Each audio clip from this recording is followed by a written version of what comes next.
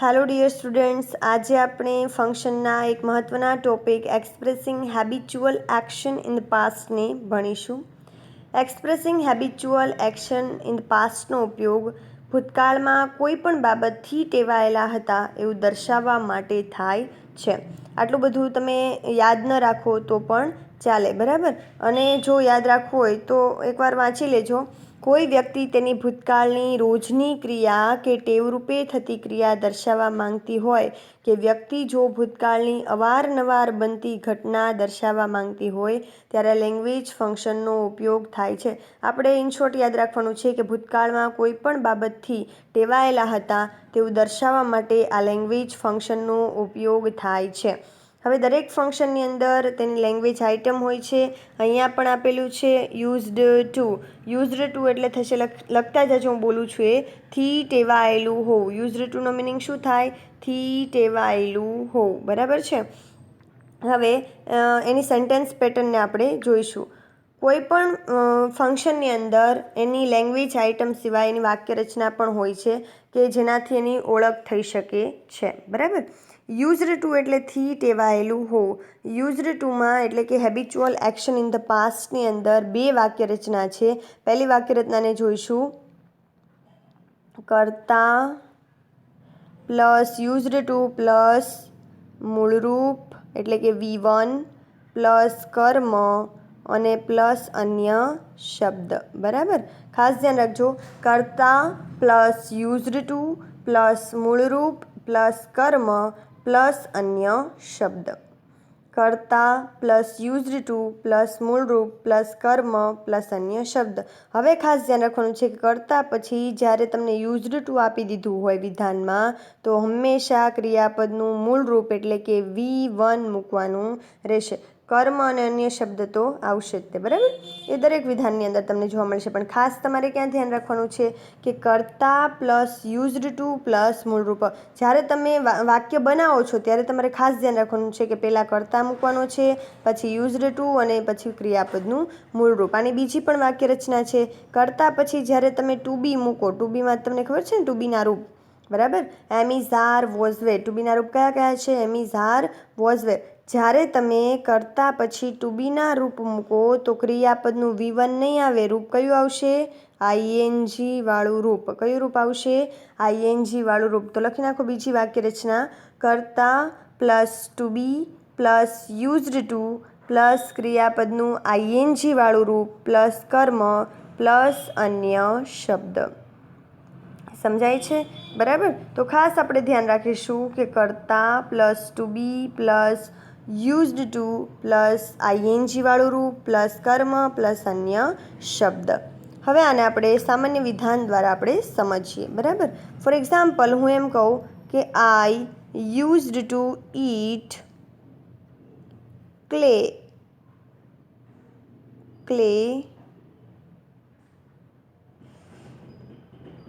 in my childhood. ચાઇલ્ડહુડનો spelling લખી નાખજો CHILDHOOD, બરાબર. I used to eat clay in my childhood. હું મારા બાળપણમાં માટી ખાવાથી ટેવાયેલી હતી. સમજાય છે ને. તો અહીંયા મેં કરતાં પછી યુઝડ ટુ સીધું વાપરેલું છે અને એના પછી ક્રિયાપદનું મૂળરૂપ. જ્યારે કરતાં પછી યુઝડ ટુ આવે તો હંમેશા યુઝડ ટુ પછી ક્રિયાપદનું મૂળરૂપ જ આવશે. ING વાળું રૂપ આવશે નહીં. તો શું બને? I used to eat clay in my childhood. હું મારા બાળપણમાં માટી ખાવાથી ટેવાયેલી હતી, બરાબર. હવે આ જ વિધાનને મારે બીજી વાક્ય રચના દ્વારા બનાવવું છે તો કઈ રીતે બનશે? તો જુઓ, આઈ પછી આવશે ટુ બીનું રૂપ એટલે અહીંયા મૂકી દઉં છું વોઝ. વોઝ વેરમાંથી શું મૂકવાનું? એક વચન છે તો was. I was used to ઈટનું થઈ જશે eating, EATING, okay. I was used to eating clay in my childhood. તો એનો મિનિંગ પણ એમ જ થશે કે હું મારા બાળપણમાં માટી ખાવાથી ટેવાયેલી હતી. સમજાય છે? તો અહીંયા આપણે ખાસ ધ્યાન રાખવાનું છે, 2 વાક્ય રચના આપણને આપવામાં આવેલી હશે. હવે તમારી જાણ ખાતર હું તમને કહી દઉં કે આપણને જ્યારે કમ્પ્લીશન ઓફ સેન્ટેન્સની અંદર વિધાન બનાવવાનું કે ત્યારે આપણે એકવાર વિધાનને ચેક કરી લેવાનું કે વિધાનમાં તમને કરતા પછી ટુ બી આપેલું છે. જો તમને વિધાન આપેલું જ ન હોય અને બનાવવાનું કીધેલું હોય, સમજાય છે, એક વિધાન આપેલું હશે અને એના અનુસંધાને તમારે બીજું વિધાન બનાવવાનું હોય તો તમારે કોઈ ટેન્શન નથી, કારણ કે તમે કરતા પ્લસ યુઝડ ટુ પ્લસ મૂળરૂપવાળી વાક્ય રચનાને તમે બનાવી શકો છો. જ્યારે તમારે બનાવવાનું હોય ત્યારે તમારે ચેક કરી લેવાનું કે કરતા પછી ટુ બી આપેલું નથી ને, જો આપેલું હોય તો જ આઈએનજી વાળું રૂપ મૂકવાનું છે, બાકી ક્યાંય પણ મૂકવાનું છે નહીં. એક રિસ્પોન્ડિંગ સેન્ટેન્સમાં ધ્યાન રાખવાનું કે રિસ્પોન્ડિંગ સેન્ટેન્સમાં તમને ABCD 4 ઓપ્શન આપવામાં આવે છે, તો એમાં કદાચ તમને 2 રીતે 2 વાક્ય રચના આપી દે, પરંતુ એકમાં ક્રિયાપદના રૂપમાં કે ગમે ત્યાં તમને કંઈ ભૂલ આપી દે, તો એમાં આપણે વાક્ય રચનાને ધ્યાનમાં રાખીને ટીક કરવાનું રહેશે. બરાબર છે? હવે આપણે આના કમ્પ્લીશન ઓફ સેન્ટેન્સ જોઈશું. When Raju was a school boy. હવે અહીંયા એક વિધાન તમને આપેલું છે, એના અનુસંધાને આપણે બીજું વિધાન બનાવવાનું છે. તો રાજુ માટે આપણે વાપરીશું સર્વનામ હી. બરાબર? હી યુઝડ ટુ, અહીંયા આપણે બધે જે છે પ્રથમ વાક્ય રચનાને અનુસરવાની છે.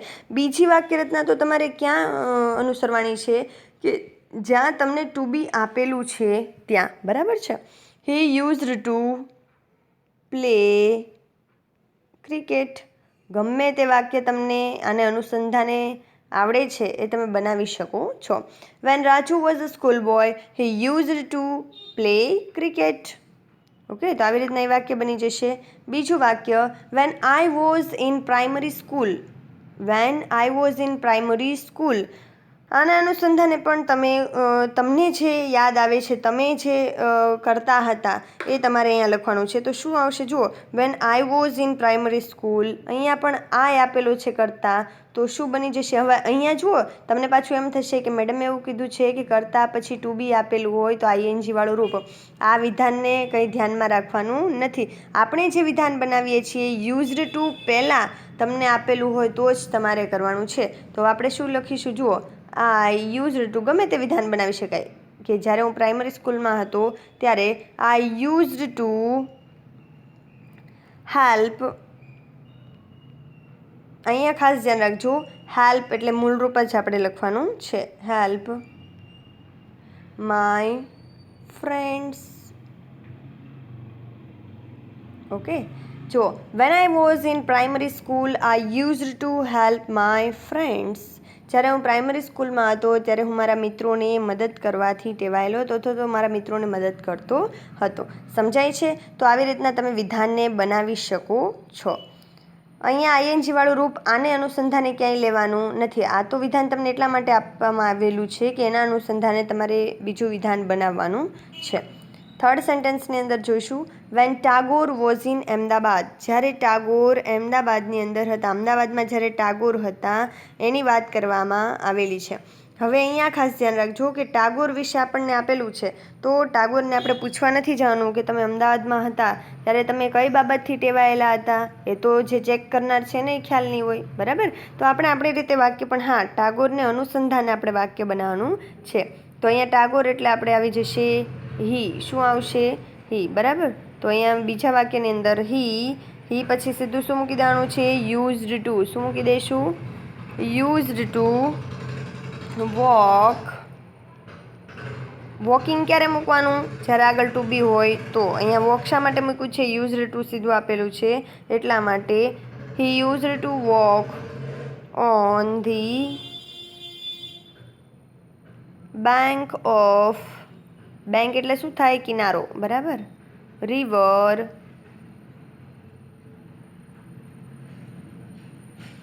Sabarmati. When Tagore was in Ahmedabad, he used to walk on the bank of river Sabarmati. બરાબર? સોરી, અહીંયા રિવર ઓફ ધી સાબરમતી એવું આવશે. ફરી વાર આપણે લખી નાખીએ. When Tagore was in Ahmedabad he used to walk on the bank of the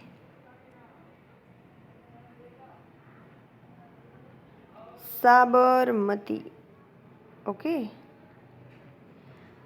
When Tagore was in Ahmedabad, he used to walk. Used to પછી ક્રિયાપદનું મૂળ રૂપ એટલે walk on the bank of the Sabarmati. આ આપણું વિધાન થઈ ગયું. એના પછી આપણે જોઈશું બિફોર હર મેરેજ. બિફોર હર મેરેજ કોની વાત કરવામાં આવી છે? સંજનાની વાત કરવામાં આવી છે. બરાબર. બિફોર હર મેરેજ સંજના એટલે સંજના અહીં આપણને કરતા તો આપી જ દીધેલું છે. બરાબર. તો હવે આપણે કોઈ પણ વિધાન એના પછી બનાવવાનું છે. બરાબર. તો before Har marriage Sanjana used to speak very much VERY છે અહીંયા VERY.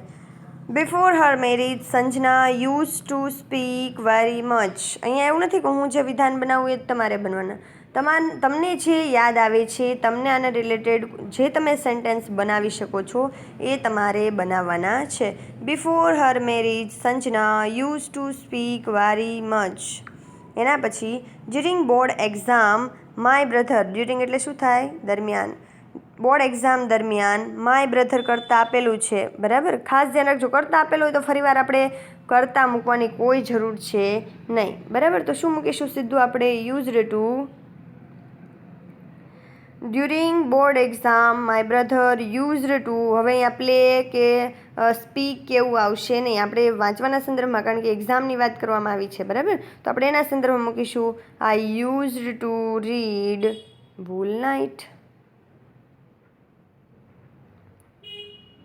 આઈ યુઝડ ટુ નહીં, sorry, my brother.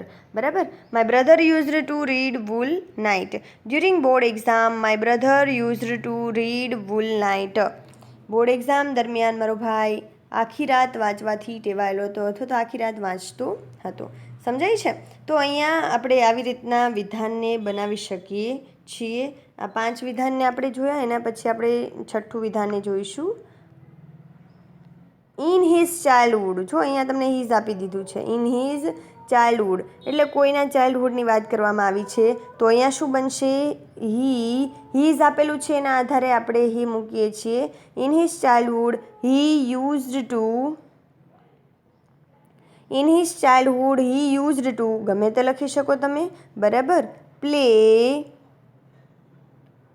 Hide and seek. આનાથી તો તમે માહિતગાર જ હશો. બરાબર. હાઇડ એન્ડ સીક એટલે થાય સંતા કુકડી. બરાબર. In his childhood he used to play hide and seek. Okay. એના પછીનું વિધાન છે અહીંયા. હવે જો આગળ તમને એક વિધાન આપેલું હોય કે પાછળ વિધાન આપેલું હોય એનાથી કોઈ ફેર પડતો નથી. બરાબર. When he was in England. તો હવે જ્યારે ઇંગ્લેન્ડમાં હતો ત્યારે શું કરતો હતો? કઈ બાબતથી ટેવાયેલો હતો? તો આપણે આપણી રીતે બનાવી નાખવાનું. તમને જે યાદ આવે પણ એટલું યાદ રાખવાનું છે, જે યાદ આવે એમાં વાક્ય રચનાને આપણે અનુસરવાની છે. વાક્ય રચના મુજબ બનાવવાનું છે. પછી જે યાદ આવે એટલે ગમે તે બનાવી નાખો એમ નહીં ચાલે. વાક્ય રચના સાચી હશે તો જ ચાલશે, કારણ કે પેપર જે ચેક કરનાર વ્યક્તિ છે એ વાક્ય રચનાને ફોલો કરે છે. બરાબર. વિધાન તો બધા પોતાના વિચારોને આધારે બનાવે છે. વાક્ય રચના સાચી હોય એટલે તમારું વિધાન સાચું રહેશે. બરાબર. હવે when he was in England એવું તમને આપેલું છે વિધાન. આપણે બનાવવાનું છે કોઈ પણ એક વિધાન. તો એને આપણે બનાવીશું. કોઈ પણનું નામ આપણે લખી શકીએ. તો Anil used to speak English. Anil used to speak English when he was in England. બની ગયું વાક્ય. બરાબર. ગમે તે તમે આની અંદર બનાવી શકો છો. આ થઈ ગયા આપણા કમ્પ્લીશન ઓફ સેન્ટેન્સ. હવે એના પછી આપણે જોઈશું રિસ્પોન્ડિંગ સેન્ટેન્સને, જે તો સાવ સરળ છે. માત્ર ને માત્ર તમારે શું યાદ રાખવાનું છે? ABCD ઓપ્શન અને આપણને શું કહેવામાં આવ્યું છે એના ઉપર આપણે ધ્યાન રાખીશું. Interviewer said how did you work there. જો ઇન્ટરવ્યુઅર એ કહ્યું how did you work there. Interviewer પૂછે છે કે how did you work there. Candidate એનો આન્સર આપશે. ફંક્શન છે habitual action in the past. તરત આપણને આઈડિયા આવી જવો જોઈએ કે આમાં યુઝડ ટુ નથી ને એને આપણે જોવાના જ નથી. યુઝડ ટુ જેની અંદર આપેલું નથી એને આપણે જોવાના રહેતા જ નથી, કારણ કે આનું લેંગ્વેજ આઇટમથી ફંક્શનની ઓળખ થાય. જો લેંગ્વેજ આઇટમ ન હોય તો એ ફંક્શન એનું હોતું નથી. બરાબર, તો અહીંયા આપેલું છે યુઝડ ટુ, પણ હા એકવાર આપણે એને ચેક કરી લઈશું કે યુઝડ ટુ પછી ક્રિયાપદનું મૂળરૂપ આપેલું છે. યસ, આપેલું છે. તો આપણો આન્સર શું આવશે? I used to work hard for the benefit of my company. Okay, તો આવી રીતના આપણે વિધાનને ઓળખવાના રહેશે. તમને જ્યારે રિસ્પોન્ડિંગ સેન્ટેન્સ પૂછવામાં આવે ત્યારે તમારે શું કરવાનું છે? માત્ર ને માત્ર આ કૌંસમાં જે ફંક્શનનું નામ આપેલું છે ને એને જોઈ લેવાનું અને લેંગ્વેજ આઇટમને યાદ કરવાની છે, એની સેન્ટેન્સ પેટર્નને યાદ કરવાની છે. જો આવા વિધાનની અંદર ક્યારેક એકના એક લેંગ્વેજ આઇટમના બે વિધાન બનાવીને આપી દે તો આપણને વાક્યરચના આવડવી જોઈએ, નહીંતર ખાલી લેંગ્વેજ આઇટમથી કામ બનશે નહીં. બીજા વિધાનની અંદર doctor said how was your routine life. How was your routine life question પૂછ્યો છે, પેશન્ટ આન્સર આપશે. બરાબર, હવે આમાં પણ આપણે જોઈ લઈએ યુઝડ ટુ વાળું વિધાન છે કે નહીં. તો છે. બરાબર, તો ક્યાં છે? તો આમાં નથી યુઝડ ટુ. બીજા વિધાનની પણ અંદર યુઝડ ટુ નથી. ડીમાં પણ યુઝડ ટુ આપેલું નથી. તો શેમાં આપેલું છે? હવે જો ધોવાળું હોય તો કોન્ટ્રાસ્ટ છે, ટુ અને ટુ વાળું હોય તો રિઝલ્ટ છે. બરાબર, આ તો કોઈને લાગુ પડતું નથી.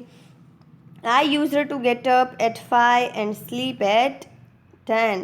યુઝડ ટુ પછી ક્રિયાપદનું મૂળરૂપ છે. યસ, તો આપણો આન્સર એ આવશે. સોરી, આન્સર આપણો સી આવશે કે જેની અંદર યુઝડ ટુ આપેલું છે.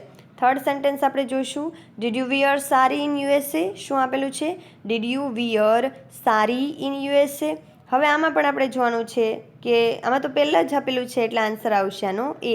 બીજા એકે વિધાનમાં નથી ને, પાછું ચેક કરી લેવાનું. આમાં નથી, આમાં પણ નથી અને ડીમાં પણ નથી. ઓકે, હવે ખાસ આપણે ધ્યાન રાખીશું. I used to wear sari in India but not in USA.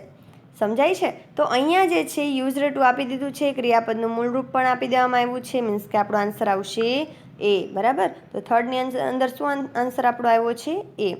Fourth સેન્ટેન્સની અંદર આપણે જોઈશું. Kamal said could you tell me something about your childhood. કમલે ક્વેશ્ચન પૂછ્યો. Kamal said could you tell me something about your childhood. તો આમાં પણ આપણે ખાસ ધ્યાન રાખવાનું છે. હવે જો આની અંદર આપણે જોઈ લેવાનું પહેલાં કે યુઝડ ટુ આપેલું છે, આમાં નથી. બીજા વિધાનની અંદર પણ આપેલું નથી અને ચોથા વિધાનની અંદર પણ નથી. તો આપણો આન્સર શું આવશે? સી. બરાબર, I used to help my father in our farm in my childhood. Okay, તો એનો આન્સર શું આવશે? સી. હવે આપણે પાંચમા વિધાનની અંદર જોઈશું. Tushar said what did Jijabai do to make Shivaji great. Question પૂછવામાં આવ્યો છે કે તુષારે ટીચરને પ્રશ્ન પૂછ્યો કે what did Jijabai do to make Shivaji great. Teacher હવે આન્સર આપશે હેબિચ્યુઅલ એક્શન ઇન ધ પાસ્ટનો ઉપયોગ કરીને. તો અહીંયા પણ આપણે જોઈ લઈએ. પહેલું વિધાન આવતું નથી, બીજું પણ આવશે નહીં, ત્રીજું પણ આવશે નહીં